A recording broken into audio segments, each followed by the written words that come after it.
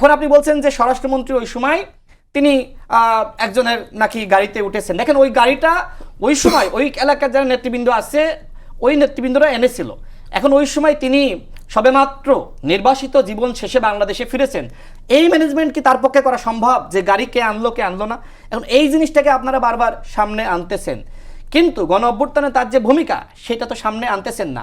তার দেওয়া টাকায় আমি নিজে একজন উপদেষ্টা, ছাত্র উপদেষ্টা, তার মোবাইলটা পর্যন্ত অভ্যুত্থানের সময় কিনে দেওয়া হয়েছিল। এমনকি তার যে ভূমিকা, আপনি জামাতের নেতা বর্তমান এমপি তাহের ভাইকে জিজ্ঞেস করে দেখবেন যে জনাব সালাউদ্দিন আহমেদের ভূমিকাটা কি ছিল। এমনকি জামাতকে মাঠে নামানোর জন্য তিনি জামাতকে বলেছিলেন যে আপনারা মাঠে নামেন, হেফাজতে ইসলামকে বলেছিলেন, ইসলামিক দলগুলোকে সমন্বয় করার দায়িত্বে তিনি ছিলেন।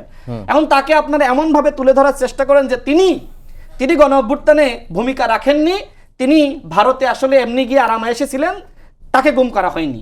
তো আপনারা গুম অধ্যাদেশ নিয়ে এত কথা বলেন, কিন্তু একজন মানুষ যিনি এত ক্লিন ইমেজে, সেই মানুষটিকে আপনারা বারবার বিতর্কিত করার চেষ্টা করছেন। আপনি সমালোচনা করেন, তার ভুলগুলো নিয়ে সমালোচনা করেন, কিন্তু তাকে যেভাবে রয়্যাল এজেন্ট আর শ্রীলং সালাউদ্দিন বলার চেষ্টা করছেন, সে তো গণ অভ্যুত্থানে রাজনৈতিক জায়গা থেকে কতটুকু ভূমিকা রেখেছে সেই স্টাডি তো আপনাকে থাকতে হবে। থাকার পরে যদি মনে হয় যে না তার গণ অভ্যুত্থানে মানে ভূমিকা নাই, সেক্ষেত্রে আপনি কথা বলতে পারেন।